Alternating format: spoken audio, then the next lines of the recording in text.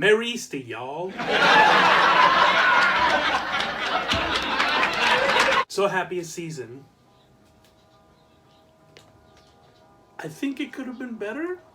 Oh, brother, this guy stinks!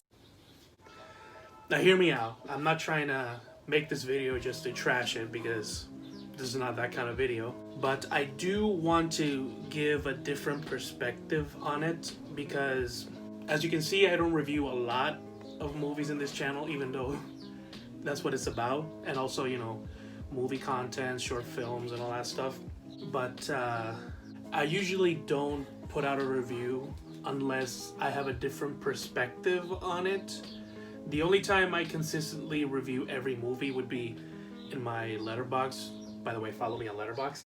Link in the description below. But with Happiest season, I feel like I can give a new perspective, I think, because most of the reviews this movie is getting are mostly positive, and it's not like it doesn't deserve that positive praise, but I just feel like the movie, I feel like most people are ignoring the movie's shortcomings, and I feel like I want to point them out, see what happens.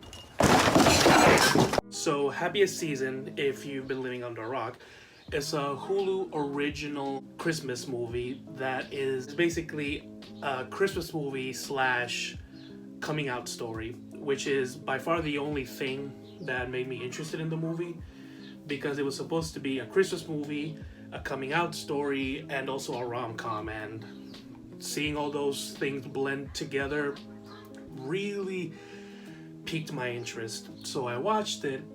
I watched it once when it came out. I think it was the next day it came out. I watched it again just before this video because I want to give my thoughts on it. And what I can say about the movie is that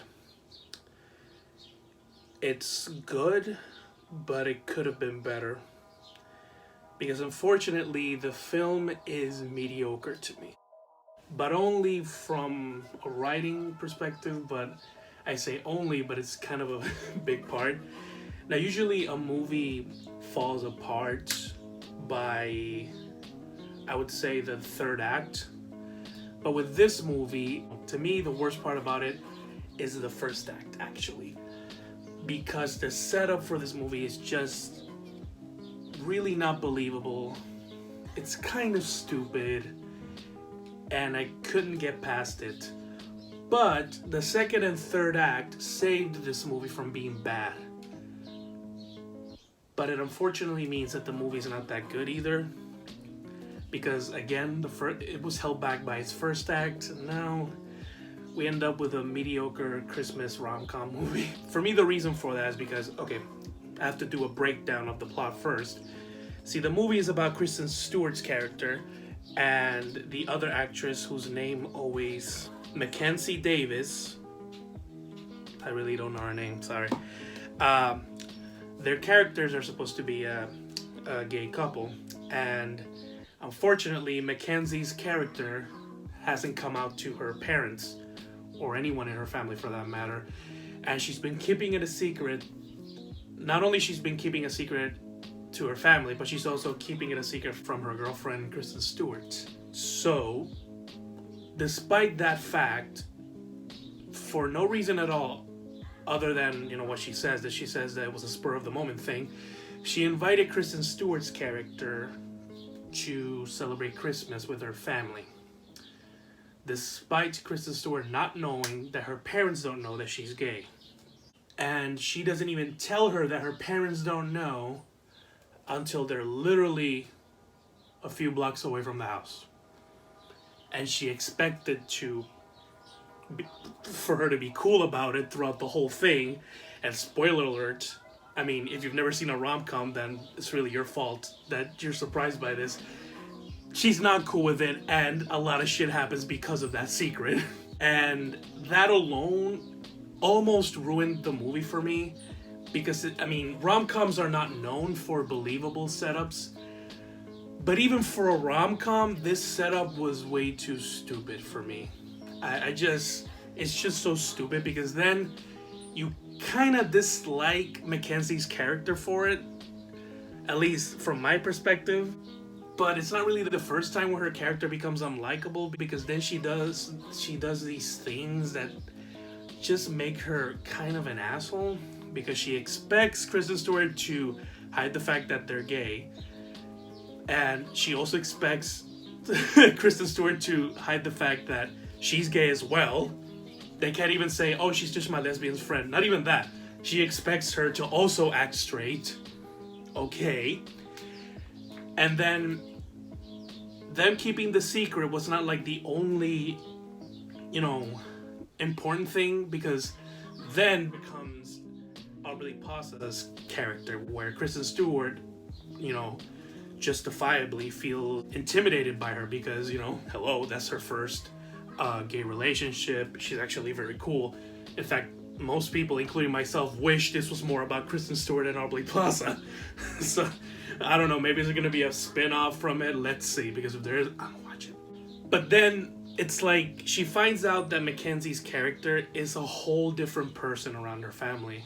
And Kristen Stewart's character, unfortunately, feels like she doesn't know Mackenzie's character. So justifiably, she's like, I don't know this person, so I'm gonna just leave her. Like, what the fuck? Then when she finally leaves, Mackenzie finally decides to reveal everything about herself.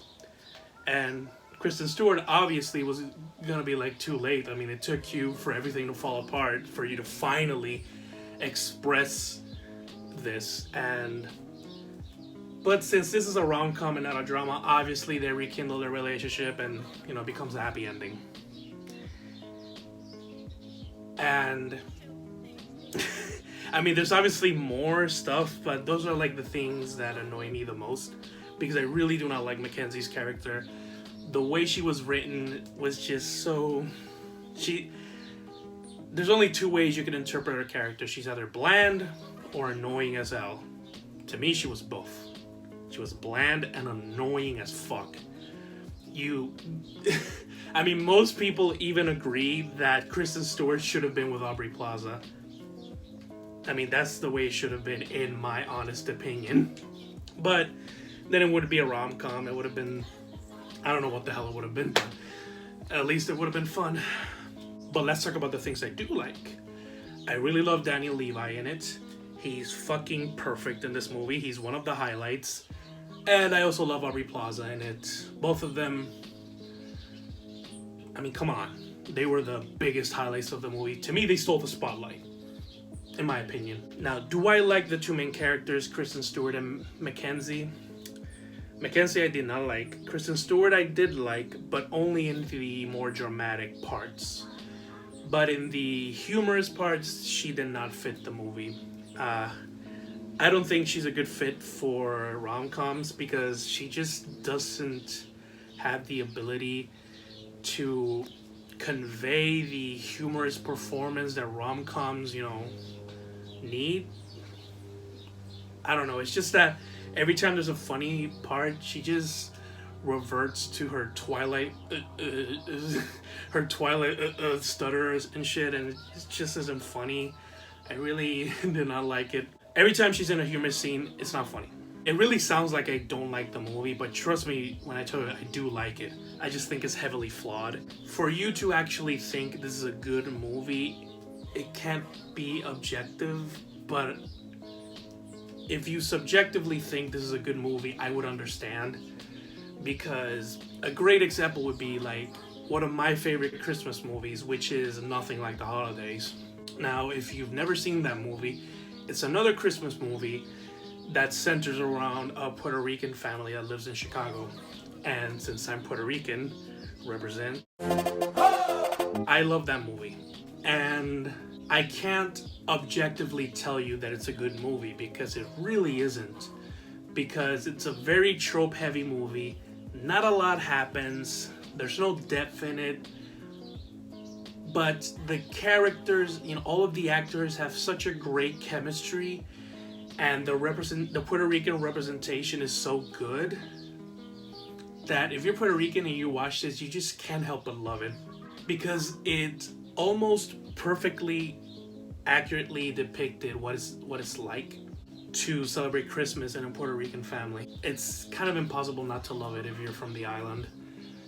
So, but if you tell me that it's a bad movie, I would agree, because it kind of is.